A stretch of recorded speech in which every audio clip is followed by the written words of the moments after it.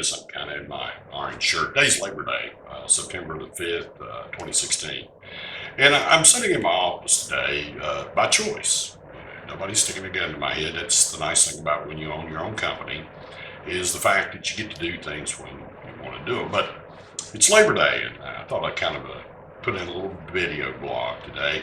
Labor Day is supposed be the day that we honor those that get up every day and go to work. It started off mainly as a trade and a union celebration. There's some debate over who started. A guy named Peter McGuire, let me see if I can check my notes, who co-founded the American Federation of Labor, was believed to come up with the idea, but a guy named Matthew McGuire of the International Association of Machinists in New Jersey said that they came up with the idea, and history kind of seems to side with Matthew. But the first celebration was held exactly 134 years ago today, September the 5th, 1882. And really it was designed as a working man's holiday to celebrate the trade and labor organizations. But, let's talk a little bit about your labor and your economy. Like I said, 134 years ago was the first Labor Day. And if you think about how the economy's changed in the last 134 years, we've gone from the horse and buggy to automobiles that you can drive everywhere, to vehicles now that'll drive themselves. We've gone from just the thought about flying to where now we can get on an airplane and be anywhere in the world in 24 hours. And we've gone from just sending a telegram to I can, reach over here and pick up my smartphone and I can call anybody in the world. So things are changing. And here's something, the candidates for president are calling for manufacturing jobs to come back into the United States. Well, that's a great idea, but there's a problem. We have a global economy now. So you're not just competing with Pete next door or Jim across the street. You're competing with everybody in the world. And thanks to agreements like NAFTA and other agreements, that's why those manufacturing jobs went across the border. Labor was cheaper. People down there were willing to do the same work for less and the same quality of product. Now, I'm not saying that they can't bring some manufacturing jobs back to the United States, but it's going to be different. They're not going to pay as much and things like that. You're going to have to really compete for those jobs. So, our education system's got to change. We're still teaching our kids industrial age schooling, study hard, get good grades, get a good education, go to work for the same company, 40 years. That ain't happening, folks. The average American changes jobs every 3.4 years.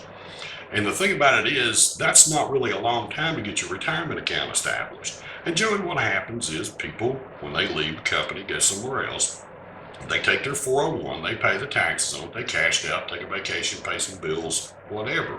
53 million Americans don't have retirement accounts anymore.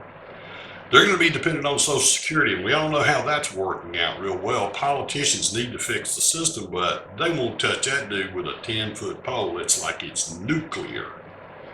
So, people are starting to recognize this is not their mom and dad's economy, and now has never been a better time to sit down and take a look at what you're doing. See, more and more people are doing side hustles, as my friend Gary B says, and they're out there hustling. And with the advent of the internet, more and more people are doing stuff online. They're doing all types of things online, and even some are open brick and mortar locations.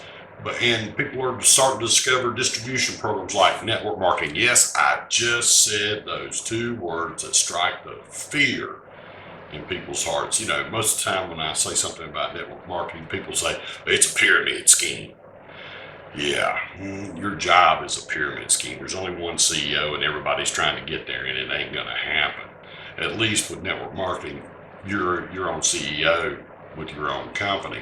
The other thing I always hear is only people at the top get rich. Let me tell you what, unless we help people become successful, ain't nobody makes a dime at what we're doing.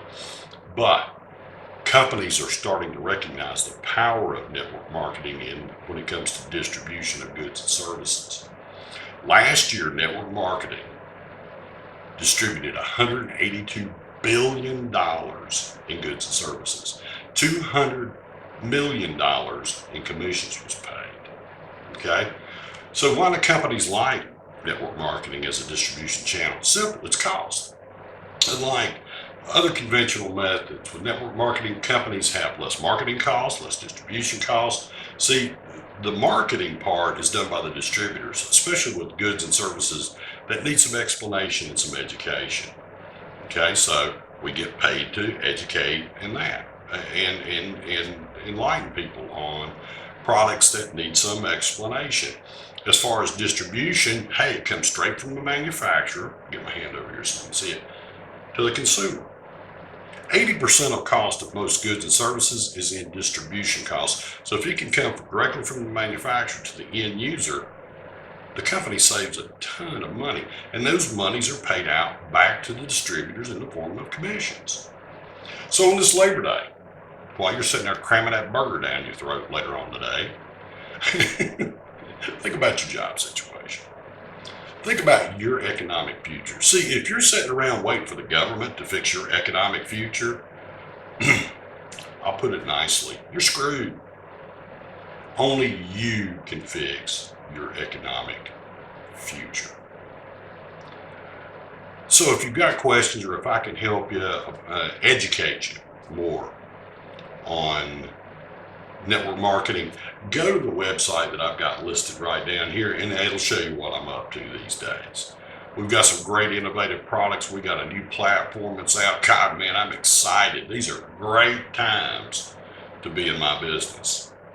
So listen, have a great Labor Day. I appreciate you listening. Take care. God bless. Have an awesome day.